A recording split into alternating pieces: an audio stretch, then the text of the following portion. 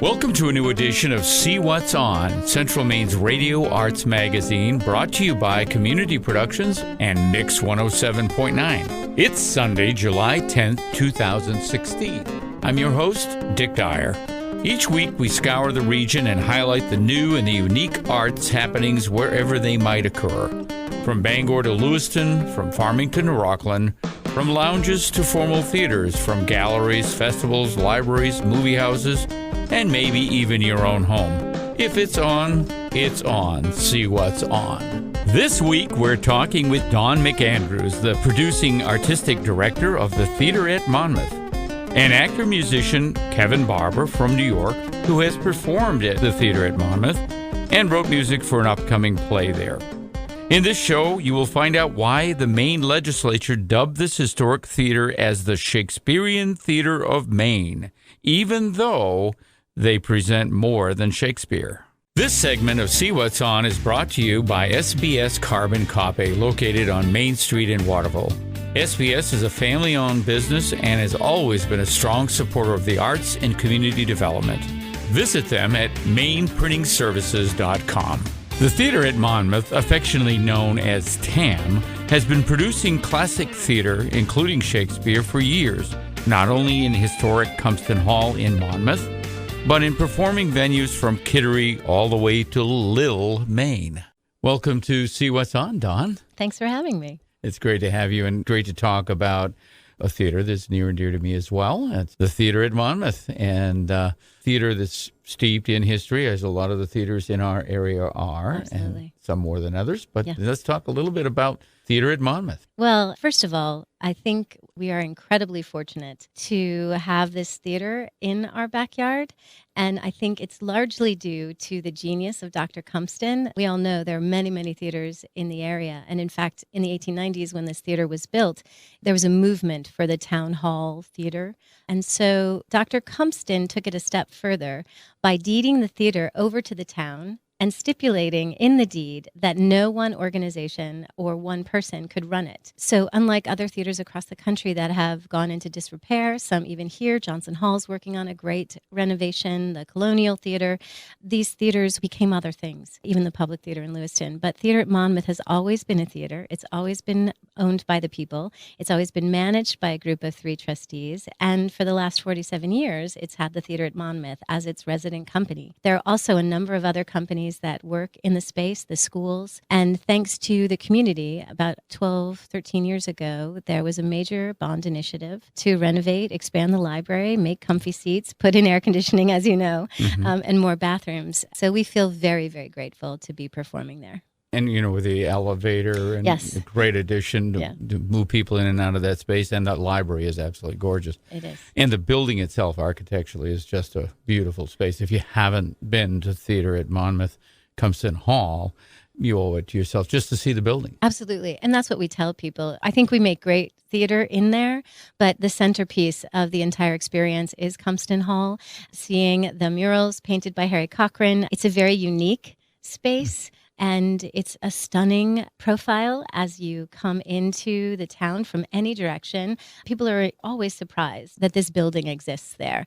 And then, of course, the second thing they ask is if it's haunted. And, of course, it probably is. There is a lot of lore about Harry Cochran haunting the building. I personally have never seen his ghost, but I have been in the audience directing a production when an actor on stage did see it.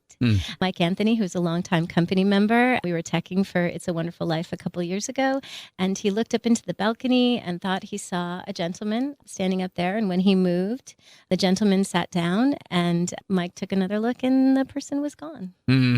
So the lore is that if he sits down, he likes the show, but if he blows one of the house lights, that Harry is not happy. Oh, wow. But he's usually always very happy. So far, knock on wood. And we'll trust that's the case. But what's wonderful about these old spaces, too, is they were really built for form and function. So not only are they beautiful, they actually function with acoustics and all of that. It's a tremendously acoustically live space. And it was originally built as a music hall, a music box theater. And over the years, American Savoyards have performed there. The Theater at Monmouth has done a lot of musicals in Gilbert and Sullivan in the fall, for the fall play as well. And I haven't seen it, but I'm told that the rafters go up into the cupola and that there's actually a mechanism to tune the space. So actors are always surprised when they get there that they really don't have to work that hard to be amplified. And that also makes it an extremely intimate space for audiences to come and see plays. Once we get people into the building, they're hooked.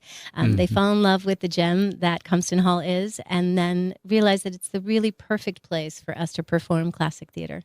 And classic theater. And that one of the myths that I know has grown up around Theater at Monmouth is that all you do is Shakespeare. And though that's a very nice hallmark to have, it isn't all you do. It isn't all we do. In fact, in conversations with one of the founding artistic directors, Dick Sewell, he said they were sort of shocked when the state legislature named Theater at Monmouth the Shakespearean Theater of Maine, because it was never their intention from the very beginning to do only Shakespeare. I think part of that, why Shakespeare is ubiquitous, is because it's royalty free and everyone knows the plays and the characters, and so it's something very accessible.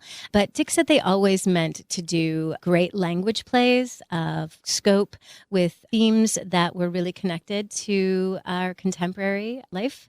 So our mission is to present innovative approaches to Shakespeare and other classic literature. And we do that in Compton Hall. And we also do that twice annually across the state. We bring education tours to middle schools and high schools in the fall through our Shakespeare in Maine Communities Tour. And in the spring, we adapt classic literature that's in the curriculum through our Page to Stage program. And that also tours for 5 or 6 weeks to schools, literally statewide. We go as far north as Lille and as far south as Kittery. We go to Rangeley every year, twice a year, and then we go to Machias and everywhere in between. And later in the show, we talk with Kevin Barber, who I met as he was doing one of those shows. And though he couldn't remember some of those hinterland towns, he remembered that it was very cold in a lot of cases and very remote. But it's so wonderful. And that's an NEA grant that you get every year? We do receive a grant from the NEA through Arts Midwest, Shakespeare in American Communities Grant and Shakespeare for a New Generation. And it supports us bringing it to schools that maybe can't afford the booking fee, so we can help them out with some scholarships. And it really allows us to, we take the, Shakespeare plays, which as could sometimes be 4 hours long if we did a full Hamlet, condense them into a really fast-paced, brisk 90 minutes. We keep the plot. We don't change the language at all. And we find that young audiences are really, really connected to those productions. We'll take a short break, but when we come back, we'll visit with Kevin Barber, who has composed music for an upcoming play at the Theater at Monmouth.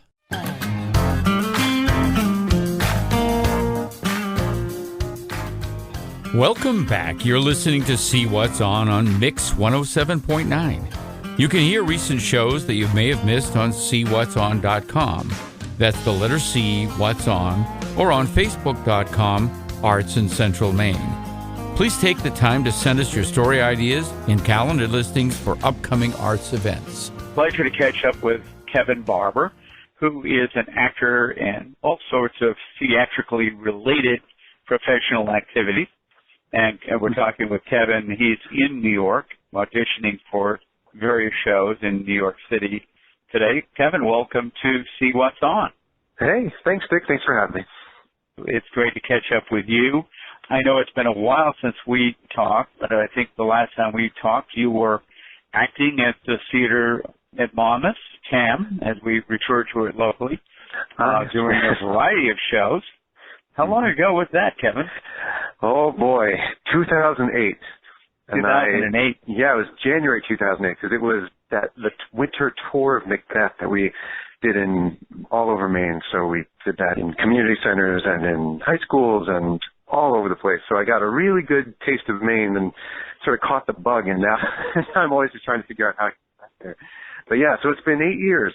So what was it like to work for a summer under the auspices of Theater at Monmouth? Well, I mean, when I was there, it was the winter, so it was like not the typical summer stock experience. But gosh, I loved it because it was such a community, especially being in the winter. It wasn't just your free-floating folk coming up for a nice summer in May. People were really just dedicated to doing Shakespeare and spreading that around. So some workshops we did and really getting to know, even no matter how briefly, a lot of the different communities, you know, all the way up to Presque Isle and Caribou and all the way, you know, down east. And it was just such a cool experience in that way.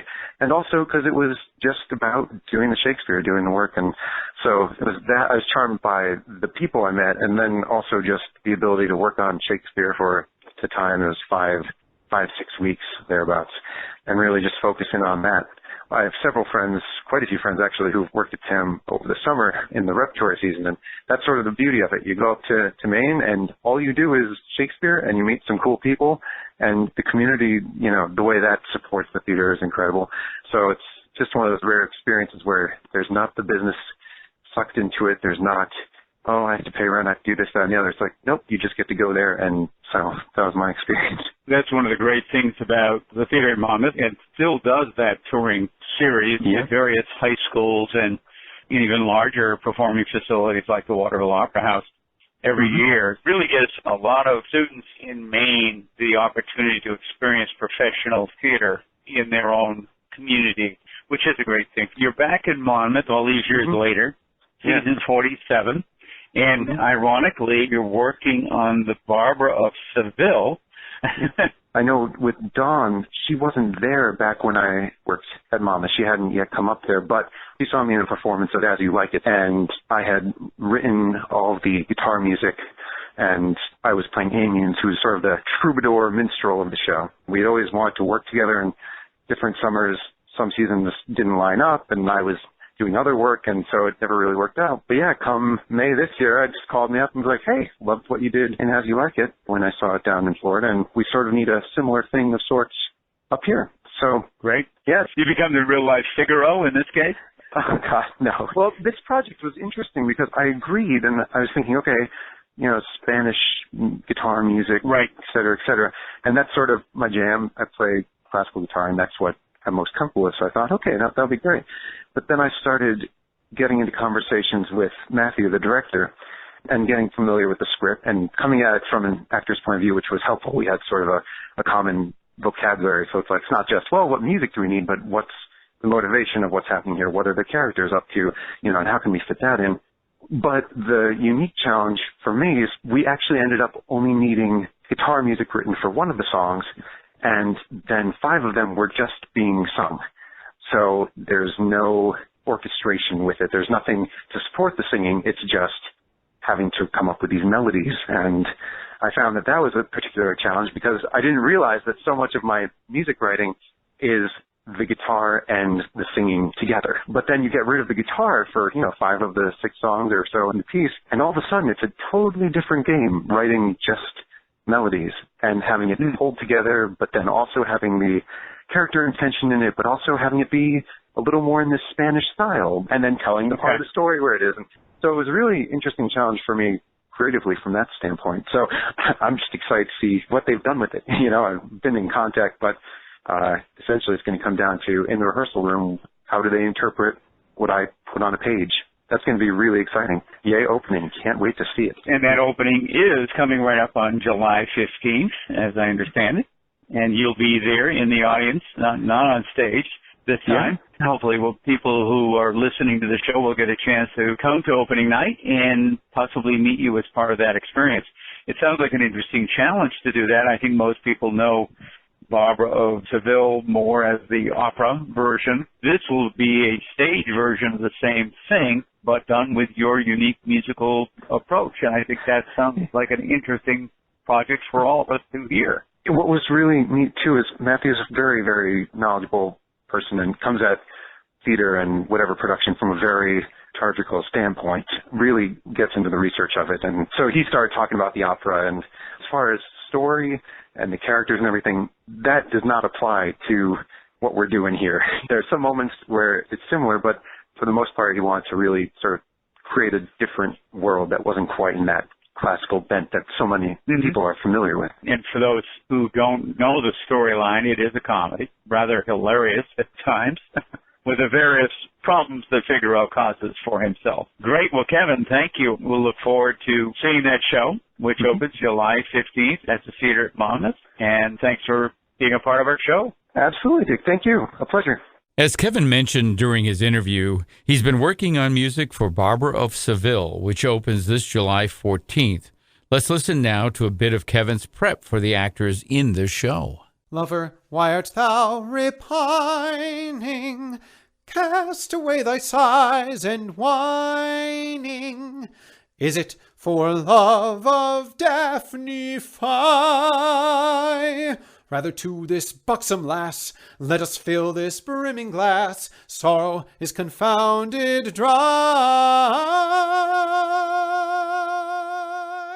This segment of See What's On is brought to you by We Heart Maine, an electronic magazine all about Maine. Find out more about We Heart Maine by visiting them on weheartmaine.com.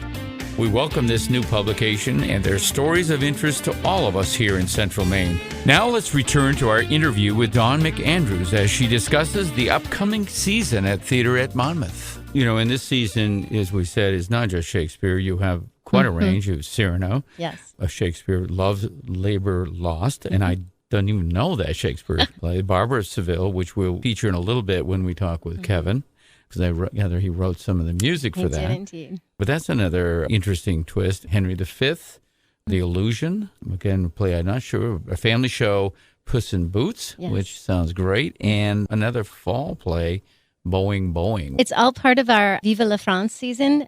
One of the things that I like to do, because we perform in rotating rep, which means at any given time during the season, once all the shows are open, you can see 2 different shows on a given day, and then the next day see 2 others. So because all the shows are happening at the same time, I felt that our audience would have a better connection if we put them under the umbrella of a theme. So we've done a British invasion season, we've done Magic, Murder, and Mayhem, and because we have such a significant Francophile and Franco-American community here, I felt that we needed to speak to their theatrical and cultural background. So this year was shaped around all things French language, or just French culture. So obviously Shakespeare's plays aren't French, but Henry V and Love's Labour's Lost both concern French themes. Although Love's Labour's Lost, which opens this Friday, which I'm directing, we set it in the 1960s in London. So we have a little bit more sexual revolution happening, and the play is very, very forward-thinking in that there are 4 sets of lovers. The King of Navarre and his court have decided to eschew women, alcohol, and food for 3 years in order to study. So we took them to Cambridge to actually literally go to school. And then the Princess of France and her ladies are coming on a diplomatic mission for her father, the King of France. And it's about this little piece of land, Aquitaine, that they have to figure out who it really belongs to and who owns who money. But in the end, all 4 men fall in love with all 4 women.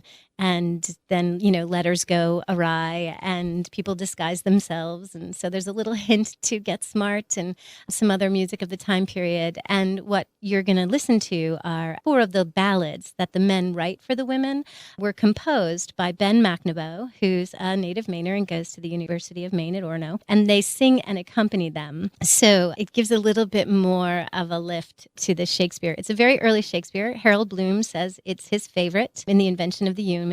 It's a feast of language, but very, very accessible because it's about young themes, both for Shakespeare as a writer, which will carry into other plays. There's a play within a play, and also for contemporary audiences to really connect to.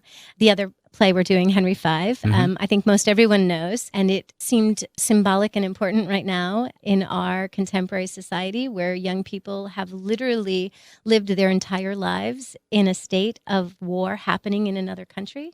So how we deal with that patriotism, and it's really at its heart about leadership. It's a beautiful production. And then the other fun plays. So The Barbara of Seville is the original play that influenced Rossini's opera and several others. And it's about boy meets girl and difficult guardian who wants girl and the crafty Figaro character who figures everything out in the end. Devious Figaro. Yes, absolutely.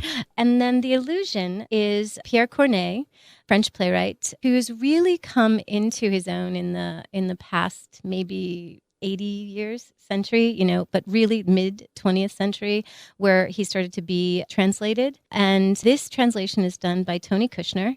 It's freely adapted. So it takes a little bit of liberties, but the central story is about an estranged father looking to see what happened to his son and going to a magician in a cave and seeing scenes from his son's life. And I won't give away the ending, but it's very funny. Several of our plays have a sort of Don Quixote character in them. So there's a theme of reaching for your dreams. And then Cyrano, the classic romance tale, is an adaptation that's done by 3 actors. One Cyrano, one Roxanne, and then one actor who plays everyone else. And it's a beautiful, fast-paced distillation of the central story. So it takes away all of the sort of Les Mis history lesson of Rostand's piece and really focuses on love and honesty and chivalry and the ability to see the soul in someone's words. And then we close in the fall with Boing Boing, which was made in a movie in the 60s with Tony Curtis and Jerry Lewis. And it's about the unfortunate events of one Bernard, who is engaged to 3 lovely flight attendants who have just had their timetables changed because of the advent of the Boeing aircraft, and how he and a friend from the provinces deal with the mishaps. I guess you would flatly call it a sex farce, although I think it is mostly appropriate for all audiences. And for those of you that don't want to bring your young person to that play, our family show this year is an adaptation of Puss in Boots, which it was a challenge because Puss in Boots, as it's originally written, is about a cat that cheats and lies and swindles and threatens to kill people to get a poor miller's son ahead in the world. Not the lesson we want to teach young people today. So it has a little bit of a twist. It's still essentially the same story, but a little bit more focused on friendship and loyalty and being kind. And in a bit about your schedule, because Puss in Boots is already opened and Love Labor's Lost opens tomorrow. So your shows are spread throughout the season, and so you really need to go to the website, which is www.theateratmonmouth.org, and check out the schedule, because you have a unique presentation. You just don't do a week or 2 of a show. You mix the shows. I really don't know how you do that, but that's all right. That's why you're the producing director. Exactly. And you figure that all out. But it's great. And we literally hauled you out of the theater to come into the studio today to talk. So I really appreciate that. Thank you so effort. much. And thanks. And we really encourage everybody to get out and see one of these great shows through the summer, one or more. Absolutely. Great. Thank you, Dave. Thanks, Don. We close out our show with a song from Shakespeare's Love Labor's Lost. This particular song, sung by Ken Dodd, is called Tears for Souvenirs. The song has the distinction of being recorded by famous singers including Bobby V and Maine's own Rudy Valley. Tears for souvenirs are all you left me. Memories of a love you never meant. I just can't believe you could forget me. After all those happy hours we spent together, tears have been my only consolation. But tears can't mend a broken heart, I must confess. Let's forgive and forget, turn our tears of regret once more to tears of happiness.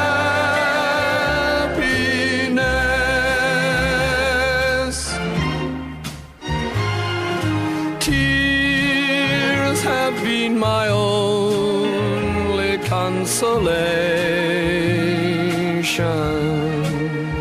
but tears can't mend a broken heart, I must confess. Let's forgive and forget, turn our are tears of regret. Once more, 2 tears of happiness.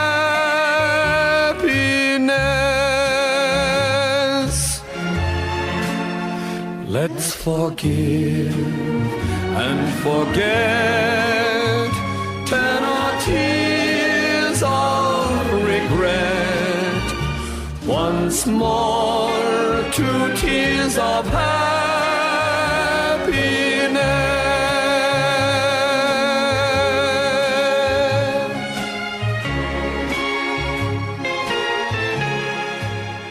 That was Tears for Souvenirs, sung by Ken Dodd. To hear this song and more, don't forget to get your tickets for any of the fine TAM performances this season by visiting www.theateratmonmouth.org.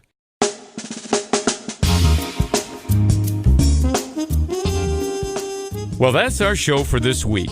Special thanks to our guests, Don McAndrews and Kevin Barber. I would also like to say a special thanks to Gatsby for technical assistance in producing this show here on 107.9 The Mix. My partner Gary Poulin and I hope you reach out to us on Facebook and visit our website at seewhatson.com. Remember, that's the letter C, whatson.com, and share that with your friends. We look forward to seeing you next Sunday for more features about the arts in Central Maine. That's it for me. Hope you enjoy the rest of your Sunday, and remember, if it's on, See What's On.